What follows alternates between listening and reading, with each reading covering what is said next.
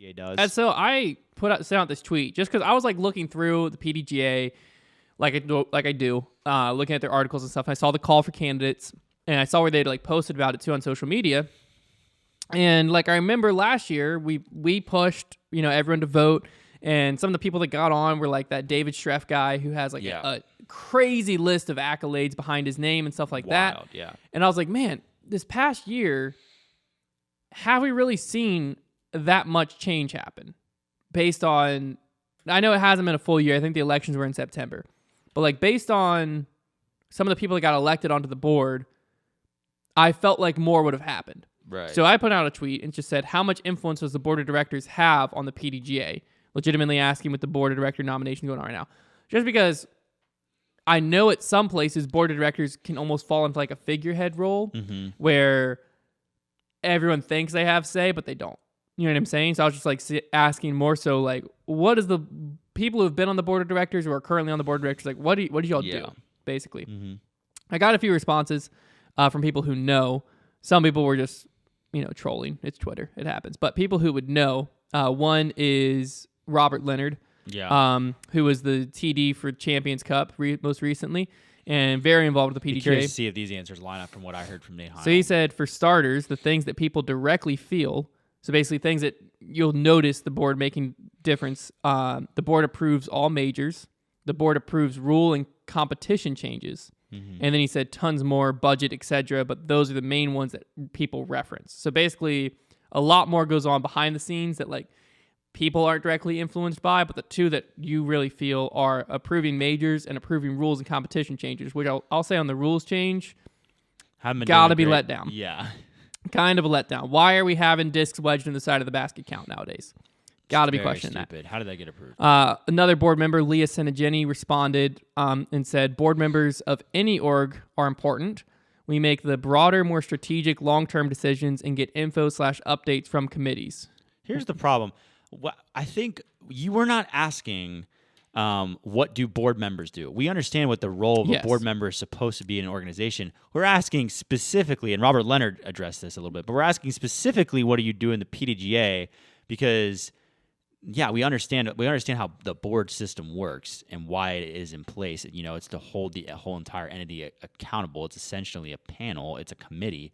And this is what I don't want to go too much into it because this is literally what I was asking Nate Heinold about. But you know where I find the PDGA lacking the most is marketing and social media, because I know they do a lot, but I think one of the things they should be very responsible for is growing our sport. And I think that their social media presence and their marketing presence is weak to non-existent. Well, it's existent, but I think it's existent focused on the wrong thing. Yeah, it's just not. I don't know. It's focused a lot on the pro scene in a lot of ways. They do little side things here and there. Like I just saw the PDGA member highlight, and they do like TD highlights and stuff like that. But to me, if we talk about this real quick, to me, I think the pro scene should be the Pro Tour. Yeah, that should be the Pro Tour's focus, and that should be the Pro Tour's marketing efforts. Because like we have a lot of times you have the PDGA and the Pro Tour kind of posting about the same things going on. Right. And like the PDGA sharing clips from tournaments going on, cool. That's fine, whatever. But I think that like I personally feel the PDGA and the Pro Tour should still have a good relationship but split. Like they're too connected in a way. Because like I think that the Pro Tour just needs the rules from the PDGA, but then if they split and they basically just said we're using PDGA rules in addition to Pro Tour rules, it would give them so much freedom. This is really hard for me because I've heard all this stuff straight from the PDGA president's mouth. Well, this is all from my mouth, so you'll have to hear what the PDGA thinks in response to all of me. There's a lot directly related to this. But regardless, so this is perfect. But regardless, because I think when it comes to social media, a lot of what the PDGA puts out and stuff is regarding the pro scene, and which to your point, I think there could be a lot done advertising wise and promotion wise that helps. This is where it impacts me, right? Because PDGA is supposed to be like pretty much the biggest entity in disc golf. Well, right? They are. Like, that's what I'm saying. So they have all these members. They've got big budget. in relative to disc golf. They are supposed to be the big dogs, right? And then like I'll be watching disc golf coverage and I'll see a commercial come on for the PDGA and it stinks.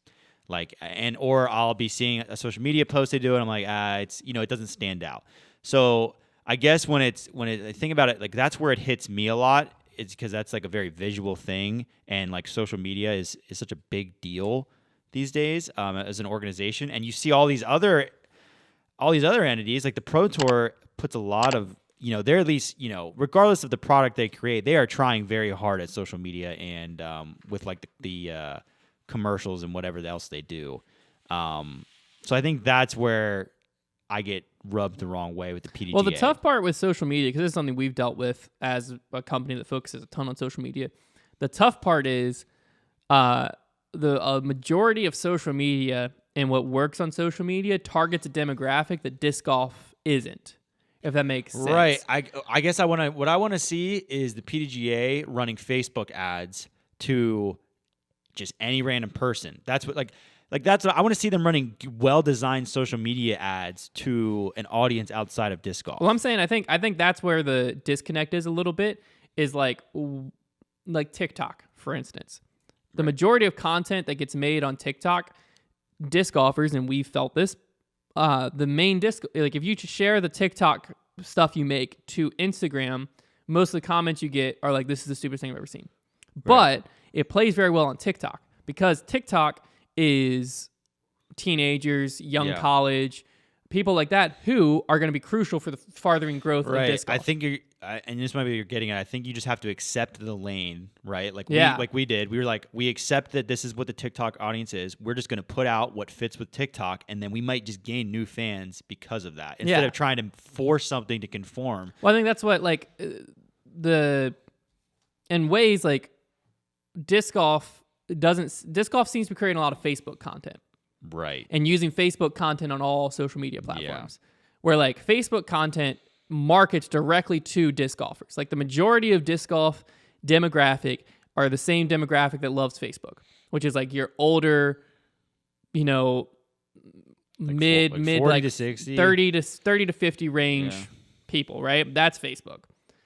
And then if you take that audience or that content you're creating and try to use it on Twitter and Instagram and TikTok, you just feel out of touch, which is kind of what's happening. Right. So then our age consumes that same content on Instagram or on Twitter, or I don't even know if the PDGA has a TikTok, but in disc golf in general, that's kind of what a lot of companies are doing on social media. And you go onto TikTok, Instagram, or whatever, and you're like, that didn't hit. And that's the thing too, because like when you are on TikTok and you're scrolling through there, and you're the younger generation, and you see a corporate company make a successful attempt on TikTok doing something like Duolingo is a big example. Them.